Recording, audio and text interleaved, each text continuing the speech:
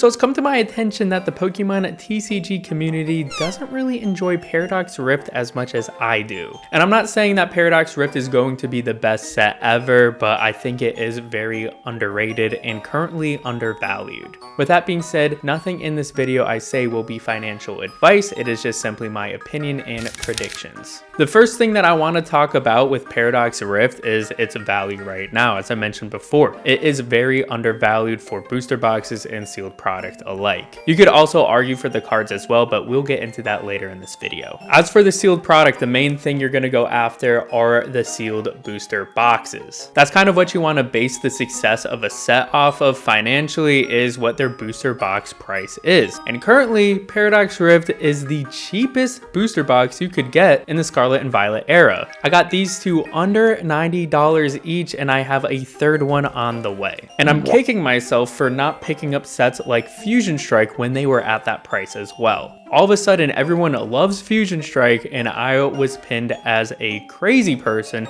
for saying how much I liked it back when it was still in print. So the price of booster boxes going up is inevitable at the price of under $90 per box. Now let's get into some more specifics on why I think Paradox Rift is a good set. Starting things off with the chase cards. Artwork in the set is amazing. It's the first time they introduced Paradox past and future forms of the Pokemon into the TCG, which should be a decently big deal. The two main chase cards is the Groudon illustration rare as well as the Roaring Moon special illustration rare, all of which are in my collection. Now, none of those cards are crazy in price right now. They aren't comparable to other Scarlet and Violet chase cards, but they have a respectable price and they have a pretty good average. Now, there are even more supporting chase cards that just emphasize on how deep this set is. To name a few, we got Iron Hands, Goldango, and the Garchomp. For the SIR trainer cards, we also have Professor Sada's Vitality as well as Parasol Lady. Now, the Parasol Lady isn't as crazy in English as it is in Japanese, but that's just a whole other discussion to have. But moving on to some notable IRs, we have the Yveltal, Morpeko, Plusle, and Minun, all of which being around $10 or above. And that's kind of rare to have in a set with so many cards being over $10. So I would argue the chase cards are there as well as the risk reward value that collectors get for opening the set. But what if I told you this set isn't going to be primarily opened by collectors? Another demographic you need to consider when talking about a Pokemon TCG set are the actual players. The popularity of playing the TCG has actually grown over the years, and right now it's at an all-time high. And this set has a ton of staple competitive cards for the TCG, but there's so many other competitive cards that support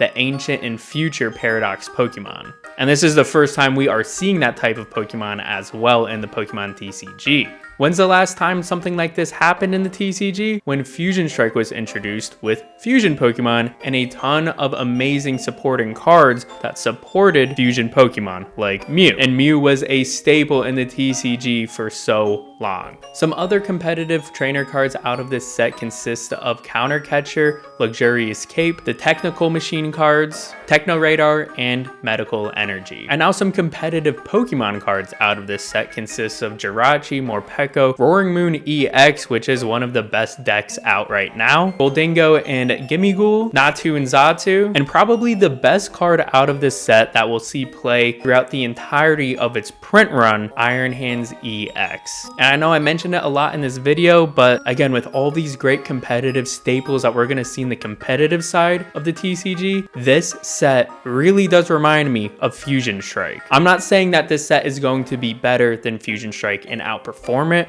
but it has so many qualities that Fusion Strike has that a lot of collectors didn't pay attention to. The fact that there's so many competitive staples in the set means that a lot of players are going to be opening it as well, which means there's going to be less sealed product for the long run. It also might mean that there's going to be a higher demand for it, but again, with Fusion Strike, it's going to follow a very similar path. The only difference with Fusion Strike is that it had one true chase card, being that Gengar VMAX alt art. So with that being said, I don't see this set outperforming Fusion Strike, but it's going to have a very similar story. And right now, Paradox Rift booster boxes are at the same price that Fusion Strike booster boxes were when it was at an all-time low. I literally had a case of Fusion Strike booster boxes in my cart, but I never checked out, and I wish I did.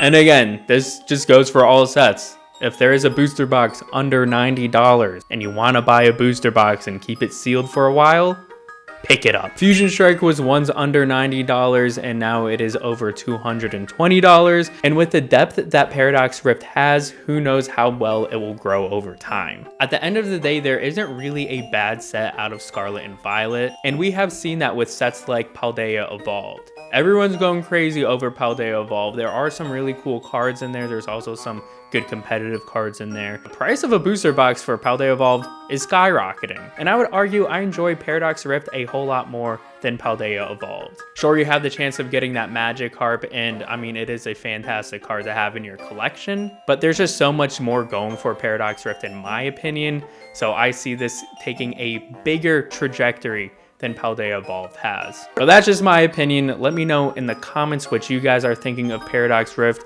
Let me know if you guys are planning on picking any boxes up, whether it be a booster box or an ETB. And as always, if you enjoyed this content, make sure you like, subscribe, and I'll see you next time.